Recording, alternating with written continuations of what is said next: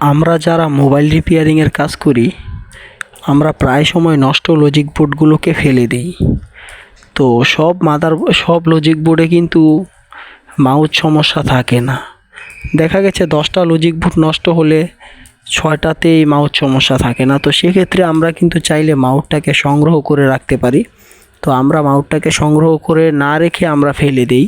তো যদি আমরা সঠিক উপায়ে মাউথটাকে সংরক্ষণ করে রাখতে পারি, তাহলে কিন্তু অন্যান্য যে ফোনগুলো আমাদের কাছে আসে মাউথ সমস্যা নিয়ে, আমরা সেখানে মাউথটি লাগিয়ে দিতে পারি। তো আজকের ভিডিওতে আপনাদেরকে দেখাবো কিভাবে তাতালের মাধ্যমে সঠিকভাবে মাইকটাকে খুলবো এবং কিভাবে তাতালের মাধ্যমে আবার সঠিকভাবে মাইকটাকে লাগাবো এবং নষ্ট বোর্ড থেকে আমরা মাইকটাকে কিভাবে সংরক্ষণ করব।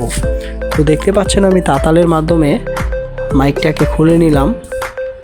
এখন আমরা মাইকটাকে পরিমাপ করব যে মাইকটা কি ভালো আছে কি খারাপ আছে।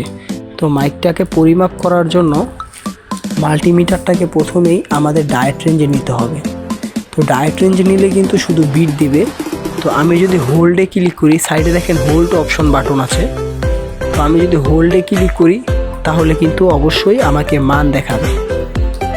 হোল্ডে ক্লিক করার আগে আপনারা দেখে নেবেন যে দশমিকটা জিরোর আগে এসেছে কিনা। এই যে দেখেন দশমিকটা কিন্তু জিরোর আগে এসেছে।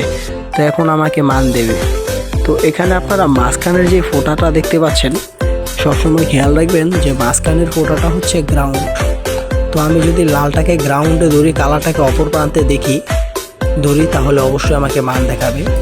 তো দেখি কত মান দেখায়।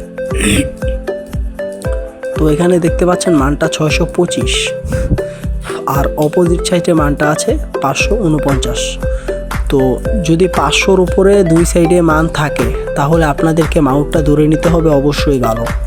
একটি ভালো মাইকের পরিমাণ অবশ্যই 550, 500, 600, 650 থাকবে।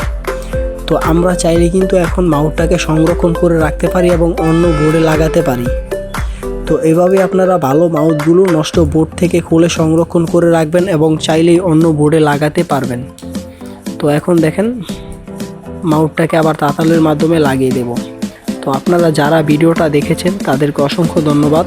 আপনারা এখন তো অবশ্যই বুঝতে পেরেছেন যে কিভাবে নষ্ট বোর্ড থেকে মাউথটা সংরক্ষণ করতে হবে। আপনারা যে কোনো বোর্ড থেকে চাইলে মাইক খুলতে পারবেন। খোলার পরে যদি পরিমাপ করে দেখেন যে মাউথের মান ঠিক আছে, তাহলে ধরে নিতে হবে যে অবশ্যই মাইকটা ভালো আছে, অন্য বোর্ডে আপনারা লাগাতে পারবেন। তারপর অবশ্যই মাইকটা লাগানোর সময় আপনারা তাতালের মাধ্যমে লাগাবেন, তাহলে মাইকটা নষ্ট হওয়ার কোনো চান্স থাকে না। আপনি যদি হট গান দিয়ে মাইক লাগান, তাহলে যখন আপনি হট গানের হিটটা দিবেন মাইকটা তখনই নষ্ট হয়ে যাওয়ার সম্ভাবনাটা বেশি থাকে। তো সেক্ষেত্রে আপনি যদি তাতালের মাধ্যমে উঠান এবং তাতালের মাধ্যমে লাগান, এটা নষ্ট হওয়ার কোনো চান্স থাকে না, কাজের সৌন্দর্যটাও বাড়বে। আর যদি আপনার হ্যান্ড স্কিল এরকম সুন্দর না হয়, তাহলে অবশ্যই নষ্ট বোর্ড থেকে 2-3টা মাইক খুলে তাতালের মাধ্যমে এবং তাতালের মাধ্যমেই লাগানোর প্র্যাকটিস করবেন। তখন আপনার হাত অবশ্যই ক্লিয়ার হয়ে যাবে। তো পুরো ভিডিওটি দেখার জন্য আপনাদেরকে অসংখ্য ধন্যবাদ। চ্যানেলটা সাবস্ক্রাইব করবেন। কথা হবে আবার পরবর্তী কোনো ভিডিও নিয়ে। আসসালামু আলাইকুম, ভালো থাকবেন সবাই।